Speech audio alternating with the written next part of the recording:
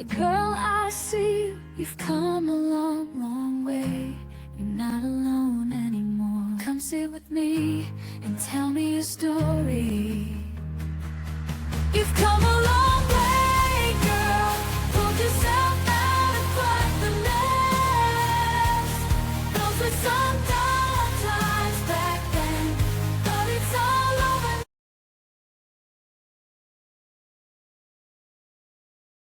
With me and tell me your story.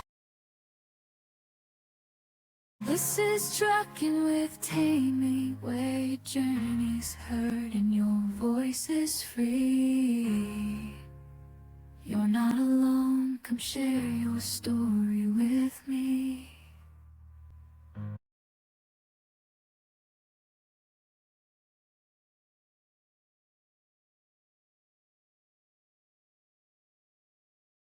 Hey everyone, welcome back to Triumphs and Trials right here on Truckin' with Tammy, the spot where we celebrate the wins and tackle the struggles for women in this industry head on, right? So today we're going to dive into something that hits home for so many of us lady drivers, and that is our personal protective equipment that actually fits.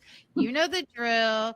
It's either gloves are too big, harnesses or vests, they bunch up, they're too big, they restrict your movement when you're climbing in and out of the cab all day. It's annoying and it's a legit safety hazard.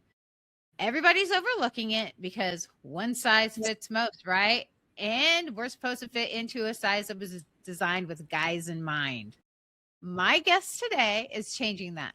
Amy Roosa is a safety pro with over 20 years in the game, everything from construction to transportation, risk control.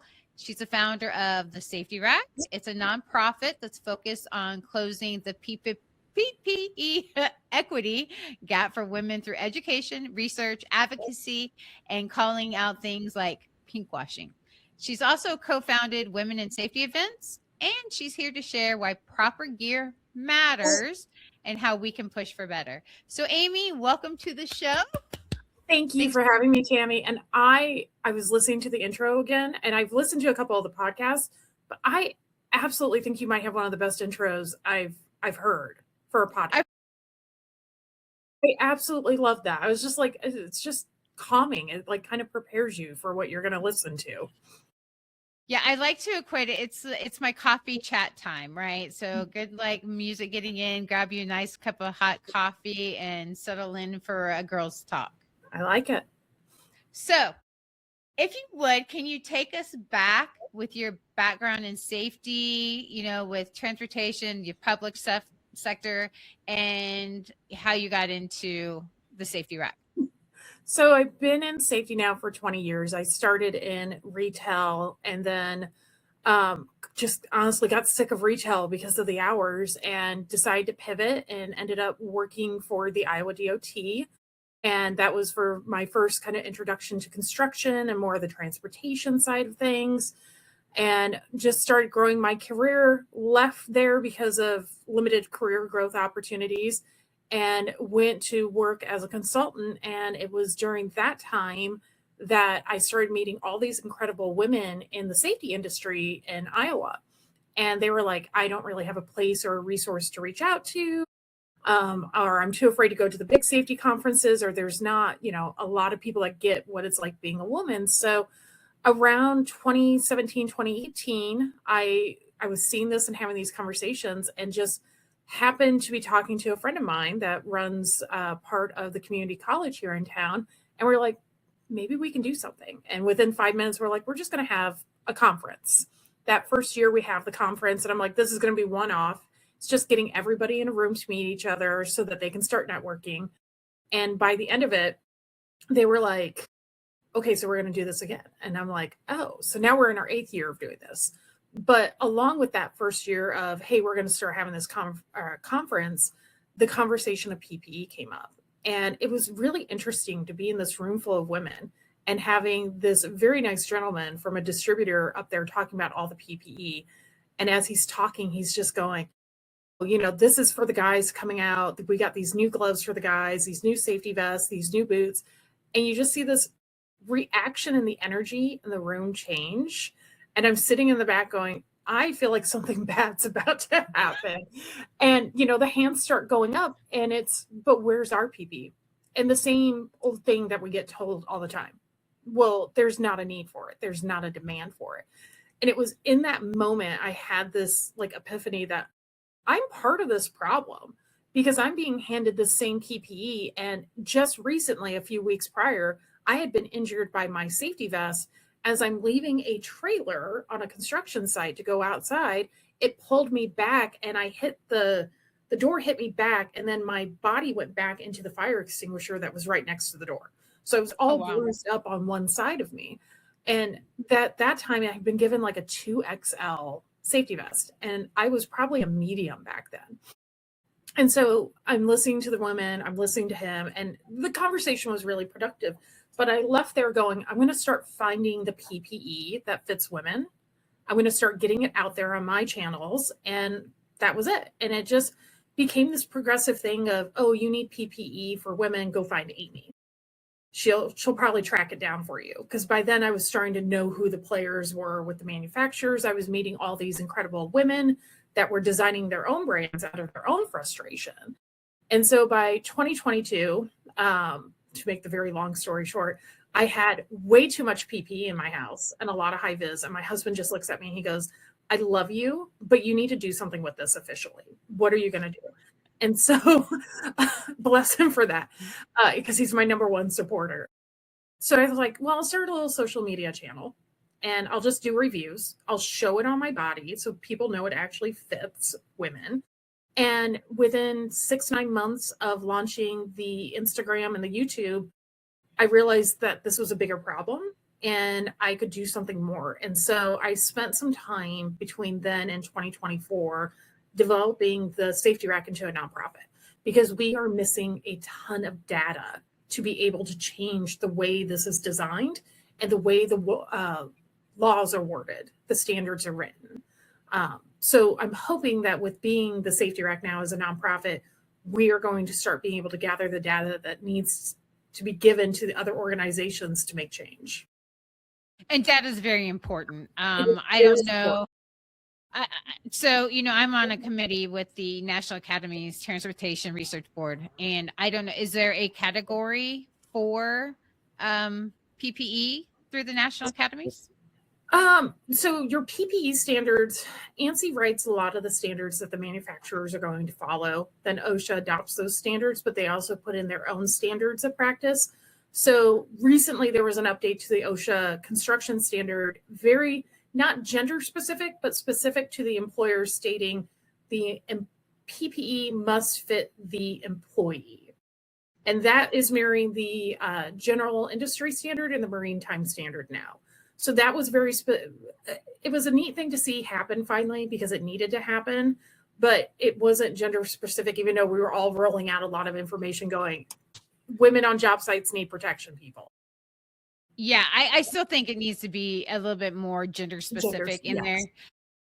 Saying it must fit the employee. What we hear a lot is the gear's not perfect, but it works. But it doesn't actually work. And you actually gave me a statistic here a week or so ago about the percentage of incidents from ill-proper fitting PPE, which I was really shocked by. I think you said it was like 20%.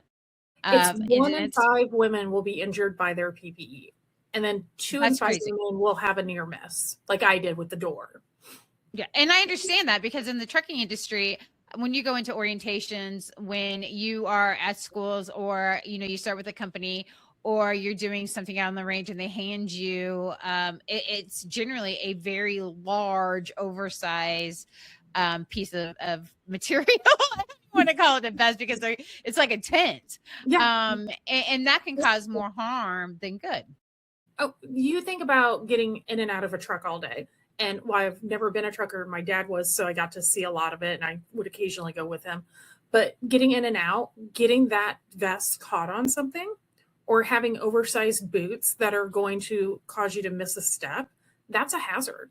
Or if you're doing an inspection or trying to unload something and it's catching on something, it can have that chain reaction. So yeah, you're very much at risk for an injury or potential for that injury to happen because it's not fitting you correctly.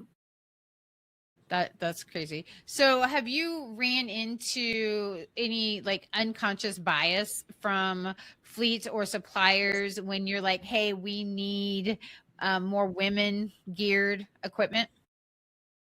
I think, and that's a really good question. So, and it's slightly complex in what I've been discovering. So, and we're also right now, we're in the middle of doing a manufacturer survey. So I might have more insights after that comes out.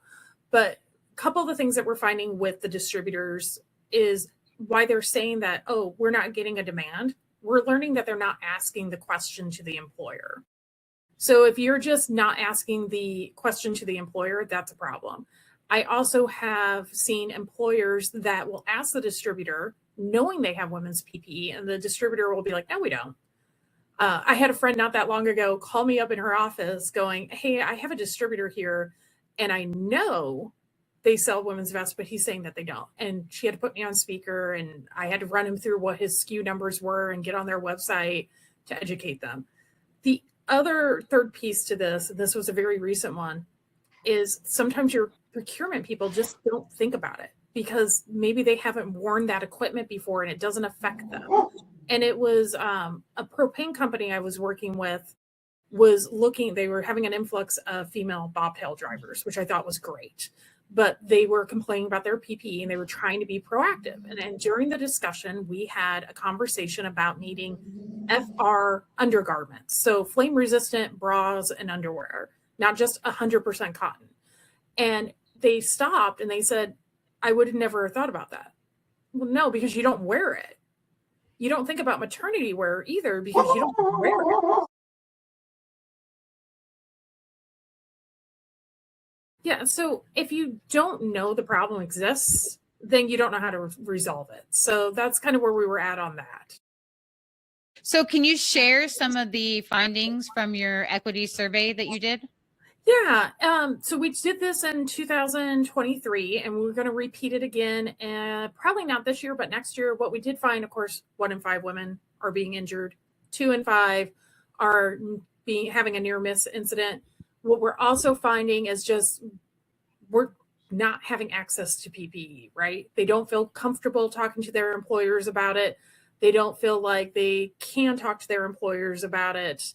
And so part of the equity and safety report, which you can download for free on the Safety Rack website, is really having that end piece of the conversation. And it was a global survey, by the way.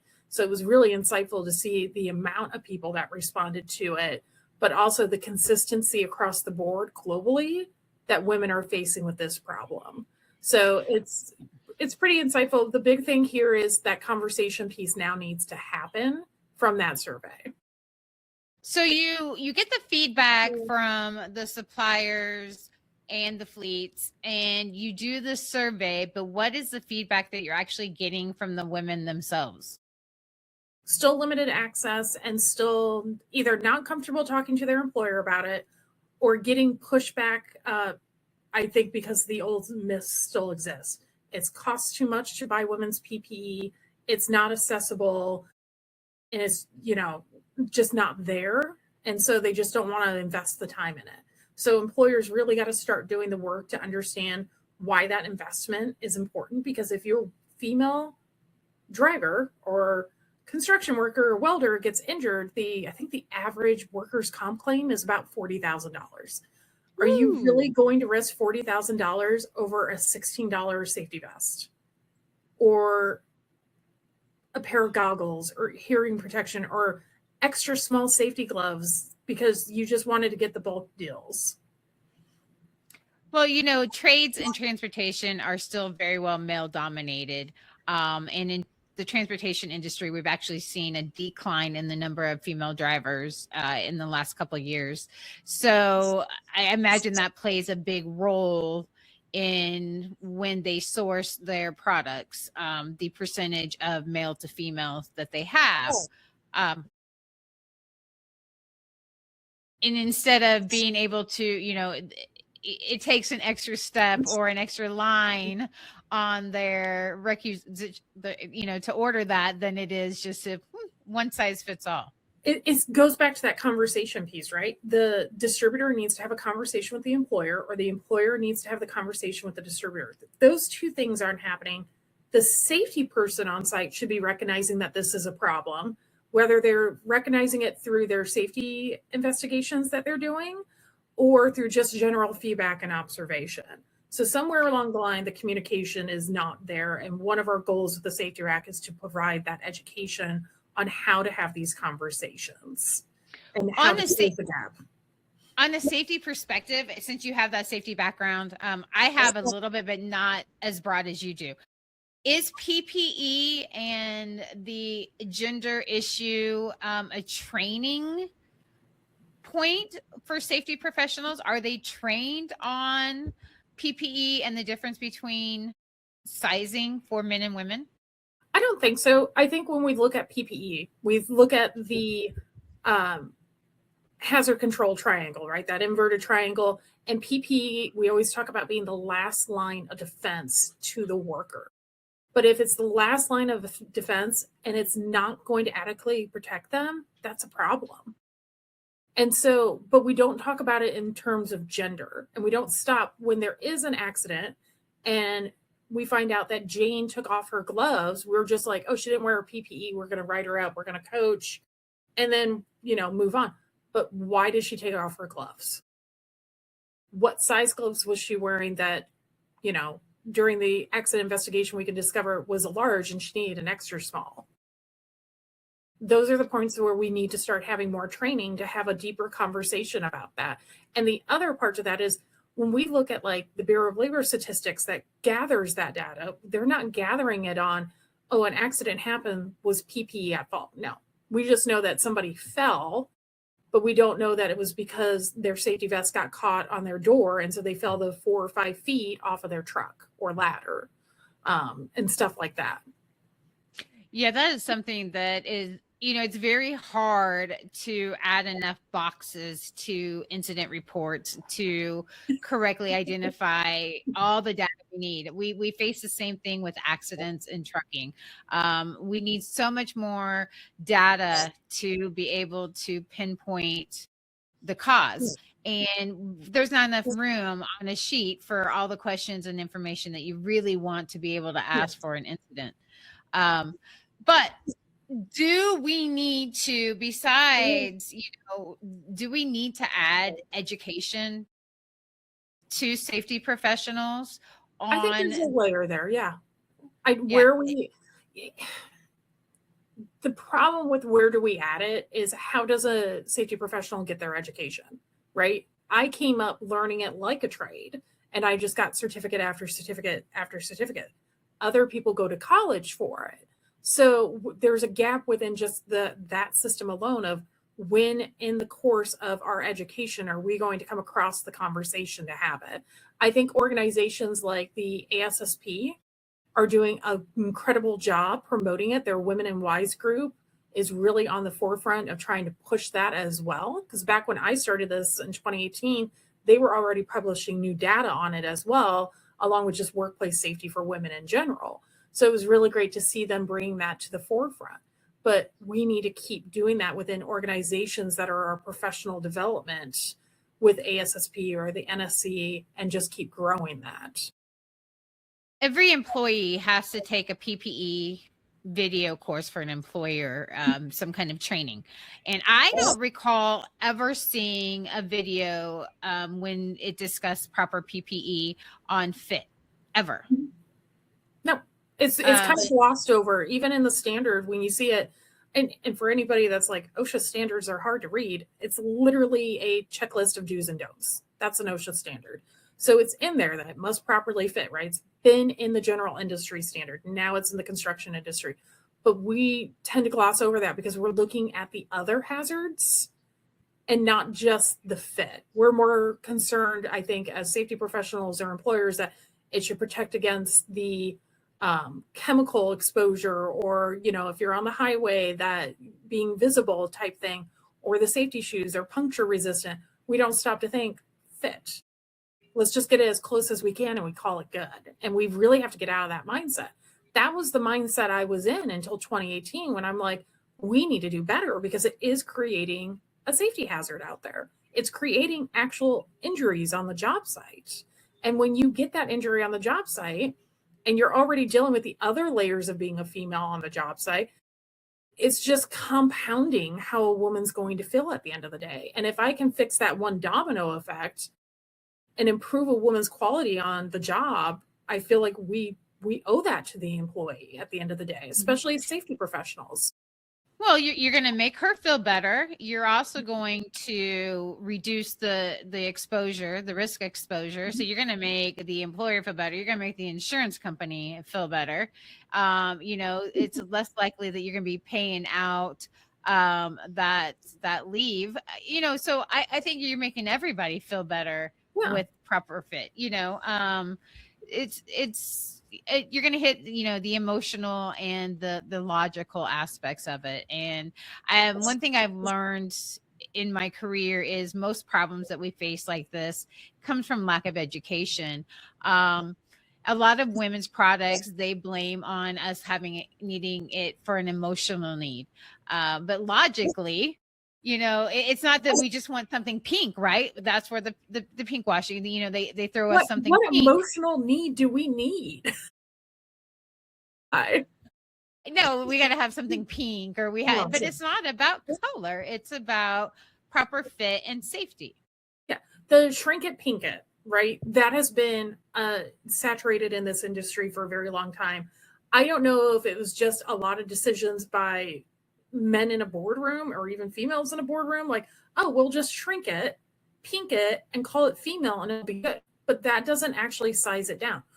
Women's shoes are notorious for this problem because they'll take a man's last and they'll shrink it down, they'll pink it, and then they'll sell it to women. Well, when you wear a shoe designed on a man's last all day long, it's not designed for your foot. Our heels, our width, our just overall body mass is different. My friend Emily with Juno Jones explains it a lot better than I probably can, but we can't be doing that. That's an ergonomic problem at the end of the day. And this is not just in the construction industry or trucking industry. This problem is across all industries, whether you're in medical, fire, or even a police officer or military right now. Right. There's some level School of crossing PPE. guard. Yes. Yeah. There's some level that's affecting women out there with their PPE. I mean, yeah, it's not just a transportation. I mean, PPE is probably the biggest, broadest item that you're going to have across multiple industries. So with the safety rack and the work that you're doing, what has been your biggest aha triumph moment since you've been out here fighting for I think the biggest, oh man, there's been a couple of them. I think the biggest aha was when we first started, and I thought, oh, I'm just going to have the social media, and the amount of stories that come in, or the just amount, here's the aha, the amount women are paying out of pocket to find better protection for themselves. And if you will let me, Tammy, I'm going to get on my soapbox, because what scares me the most out of this is, am I allowed just to call people like brands out? Okay, there are social media platforms that sell stuff and they sell it cheaply. And guess what? Your safety stuff that you see on those platforms, once you get them in, are not meeting compliance. So this is a conversation that we actually had on LinkedIn the other day, and I actually did something. So I am working on my degree, and I had to do a marketing sustainability project, and I did that on a certain foreign company that we were discussing that ships over products, right? Yes. And there's a lot of products that are PPE or supposed to be fire rated, children's pajamas included in this conversation, that do not meet the standards, and these standards are set globally. So these aren't just like a United States standard and the products made in China so they don't have to meet US standards. These are actual global standards that all manufacturers who make these products are supposed to adhere to. And they're not. So I bought something off of a actual bigger website where you can buy stuff all the time. got it because I really wanted these cute looking safety glasses. I'm looking around wondering where they are in my office. But I cleaned it the other day, so it's probably not anywhere I can see it. And I get them in and I start looking at them and I'm like, they don't have the ANSI Z87 on the inside. And then I get back on that website and I try to message the original manufacturer and I'm like asking them for the data and they are unresponsive to me. If you're buying safety equipment, it is easy to get that data off of some people. This is why I say if you're going to buy safety equipment, I only trust the distributors that sell it. So, and I'm going to name drop the Fastenals of the world, the Grangers of the world, the Air Gases, the White Caps, because they're holding the manufacturers that they're buying this from and selling it to you accountable with the insurance. They're verifying that they're meeting the ANSI ratings, the NFPA ratings, any other, the Z87, all those standards, they're double checking for you because they know they're liable if it's not right. And so that's slightly what makes it a little bit more expensive. But honestly, if you think getting a flame resistant shirt off of a shop on social media because it's $14, that should be a major red flag. Yeah. Well, think about eyewear. I mean, I have had to buy eyewear for in the transportation because we go into warehouses and there's certain places you have to wear them. And if something were to happen or something to fly in and they didn't protect you correctly, you have no recourse with one of these fly by night if they are not up to standards. Versus if you get them from more of a reputable, then they should withstand the limits that they're. And if not, then you have recourse. This is why we built out on our website the PPE and workwear directory. So it was really important. One of the things I wanted to do was vet the brands, just like these other distributors do, that are actually making true women's workwear and making sure that they were certified. So if you're wondering which brands are there, if you go to the Safety Rack website, you can look at fall protection, you can look at gloves, which, by the way, the glove manufacturers, almost all of them, I made sure go down to extra small to extra, extra, extra small.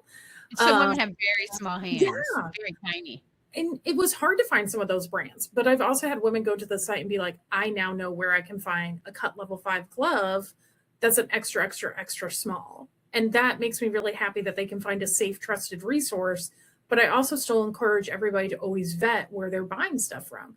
I had not that long ago, well, kind of long ago, I was doing a fall protection equipment inspection for an employer, and I'm looking at the stuff and I'm like, it's odd that I would recognize a serial number on a fall protection. And then I realized it was a recalled item. So when I asked the employer where they got that recalled item, they're like, well, we bought it online and through this third party. So this third party I got a really good deal. Yeah, because they bought recalled merchandise and resold it online, and now you just put your employees at risk. So definitely vet where you get your safety products, because it is the difference between your employees being safe and not having a lawsuit in workers' comp, but it's also you, if you're the person buying it yourself and wearing it, it's the difference between having an eye or losing a finger or getting set on fire and finding out, oh, that $14 pair of FR jeans wasn't FR. Right. So, those brands that you've been talking about now, are these products that are actually getting it right for women and they're not just shrinking it and pinking it?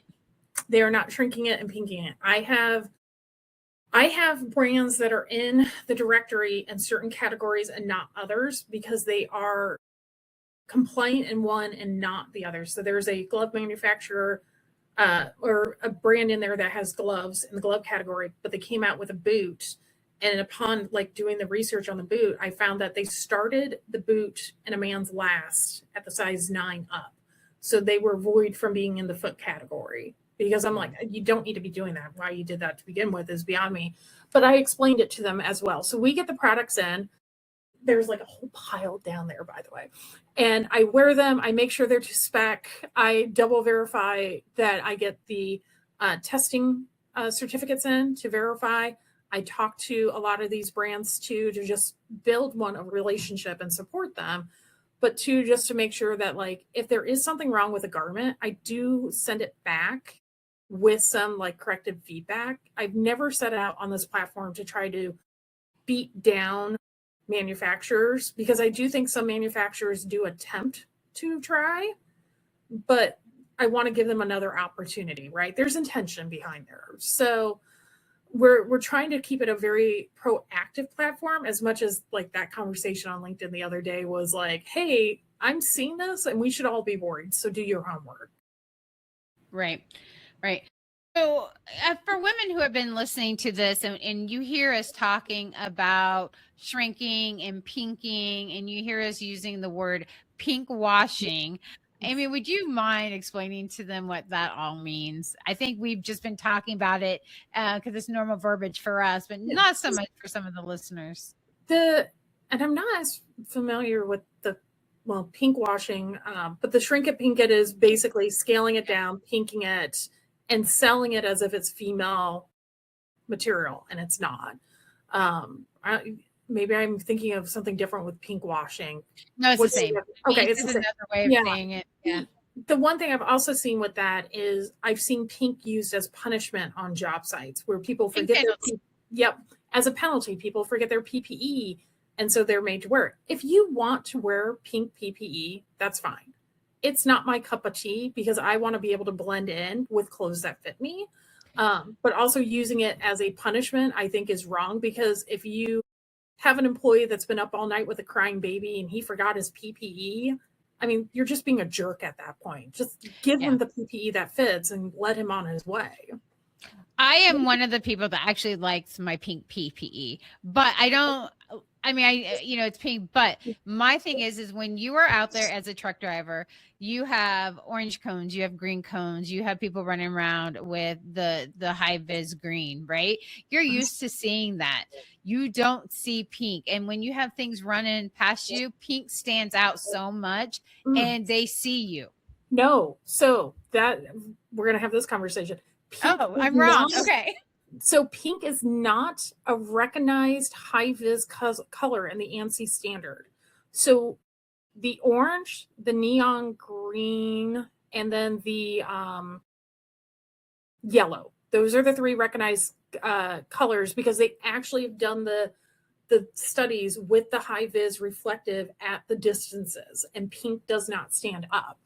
For farther away. But you will find when you're shopping, there's a lot of vendors that'll be like, you can have pink, you can have purple, you can have black. Blue. There's blue, I think. And it infuriates me, because it's like, we know, like, if you're on the side of the highway, I wouldn't want to be in pink or blue or purple, because your reflective is going to be less at a distance versus that yellow or that green.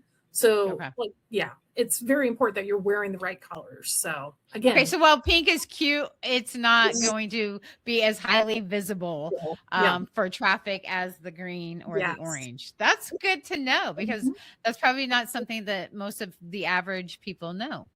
Yes, and I want you to be seen on the side of the road so you don't get. I want to be seen too. I mean, if you see the drivers in these parking lots and anymore, the way they fly through, I definitely want to be seen when I'm walking across. I know, right? I watch sometimes, and it just blows my mind how fast people drive through, and I'm like, slow down. Yeah, it's crazy. So as far as the safety rack is concerned, what do you have coming up? Anything new in 2026? We are waiting on our 501(c) status approval, which will allow us to do more. We're already a nonprofit through the state. We're just waiting on that to do more fundraising. We're doing several industry-specific surveys that are going to be rolling out. One of them will be Women in Fire. And then hopefully by the end of the year, we're going to get some webinars out that are just stuff on knowing your ANSI high-vis safety vest, or knowing which FR to get, or cut-resistant gloves, so that we get that education piece out there so that women are more informed, but also employers can be more informed about the issues that women are facing in the industry with PPE. We're going to be featuring more women's stories about their access to PPE, whether they've been injured or just, grew up in the industry not having access to it, so that we keep bringing that awareness piece out there as well. And then hopefully get more research going soon. That'd be great. And you also have a conference, something coming up in the fall, if I remember. Yep. Midwest Women in Safety will be in Iowa in October. I think it's 14th or 15th. or both. Is that Uh, open to the public, or is that it just is. registration only? Yeah, if you'd like to come, and if you dabble in any form of safety, whether you're HR and safety, full-time safety, it's a great one-day professional development conference. We do put professional development tracks and then the safety tracks, and you just get to meet about 150 amazing women from around the country that show up to it. That's awesome. And you have a lot of vendors there, and Yes, a for lot of the people so PPE that they, vendors too. that is great. So what is your plans for the safety rack and for yourself? You know, do you have a vision of where you'd like to see it go? What's your I want to see it definitely grow. One of my more ambitious goals is to try to do like a global conference on the issue. It's in my brain, it's on paper, it's stuff that I want to do because I want to keep having this conversation, but I think we need to have everybody in the room, whether it's the fabric and textile manufacturers, the distributors, the manufacturers, the people that write the standards. We all need to come together and have a conversation with all industries. And so that's something I'm hoping I can achieve in the next few years, but we'll see. But big thing Good. first is get some surveys done, get more research going, get the awareness and education out there. Now, are you networking? I mean, globally, do you have, are there advocates in these other countries that you are working with behind the scenes? Great Britain recently passed some changes to their laws that really focus on women's specific PPE. I saw them. Women, yeah, great stuff coming out of England, and that they're setting the stage for us, I think, in a lot of ways. Canada is a big push on the PPE as well. And then I'm connected with some women in mining in Africa that are actually doing their own research right now, which I will share on the safety rack when they have that come out. Good. So for women truck drivers or just women in trades that are listening, what should they look for when they're shopping for boots, gloves, high vis, or other PPE gear? One, make sure that it's specifically designed for women. Two, that you can get your size. And then, of course, three is making sure that it's meeting the safety compliance standards. So that OSHA, the ANSI, the NFPA, D87, whatever other ratings are out there that I'm forgetting right now, but make sure it's compliant, because if it's not compliant, it's not going to protect you. So PPE for dummies here. I'm shopping online. How do I know if it's a fit for a woman? Will it say? Some of them will say, and when you get into gloves, you get a little bit more generic. So I'm still looking for extra small, extra small, because even men have the same kind of smaller hands. Women's pants, shirts, undergarments, they should have their own category on a website. If they don't, that might be a red flag. If you really just don't know where to start, go to the PPE directory on the Safety Rack website to get started.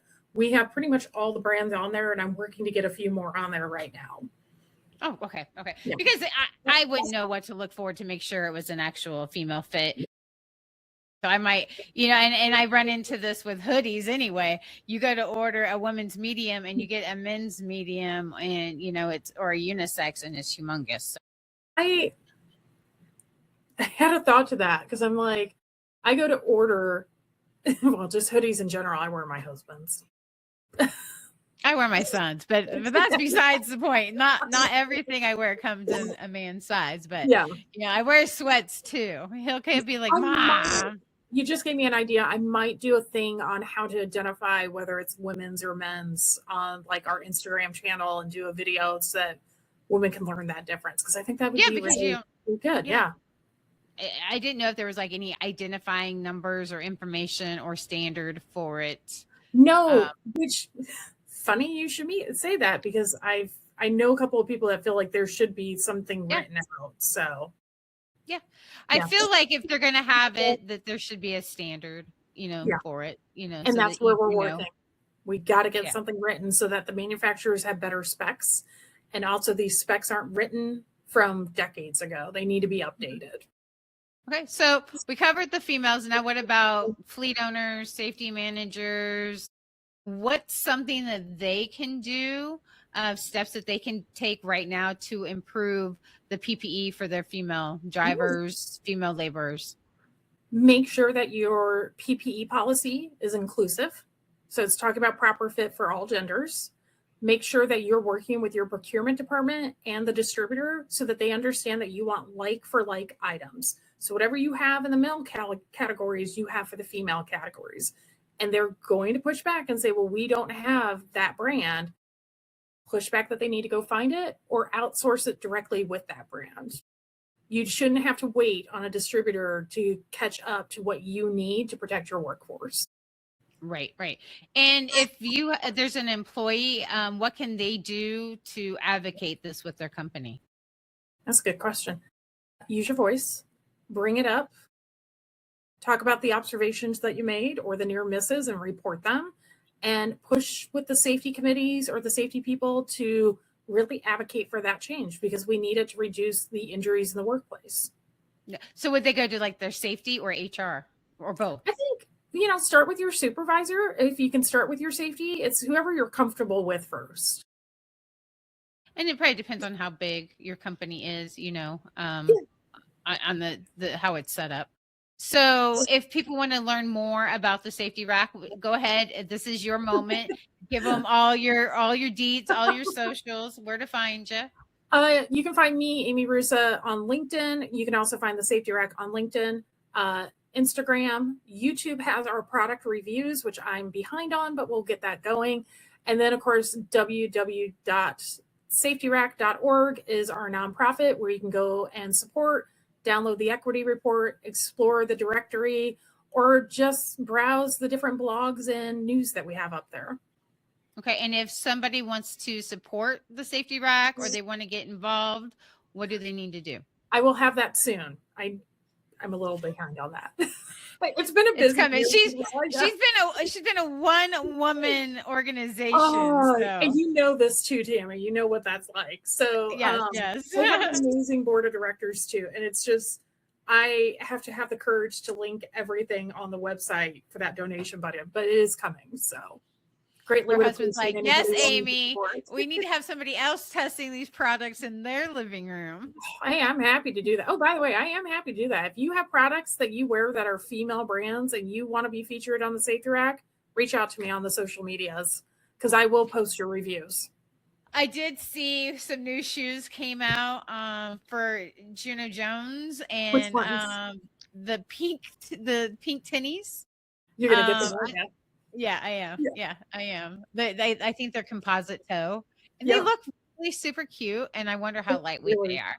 They are really lightweight, or at least her other shoes are that I have. But her sneakers that I have, I absolutely love wearing them.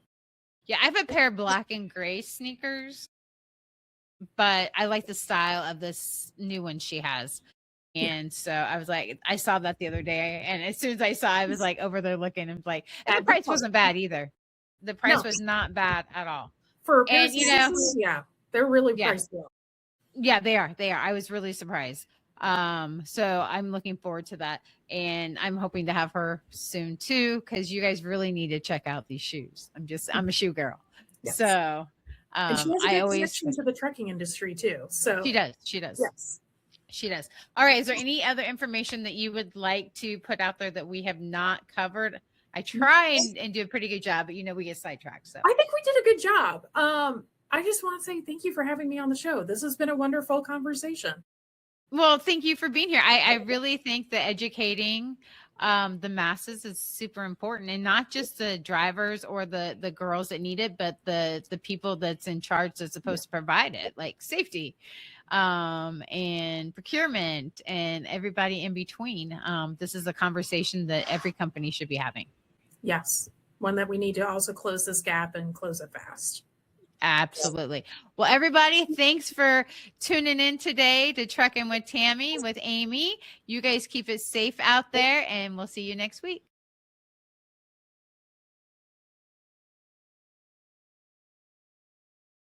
End recording.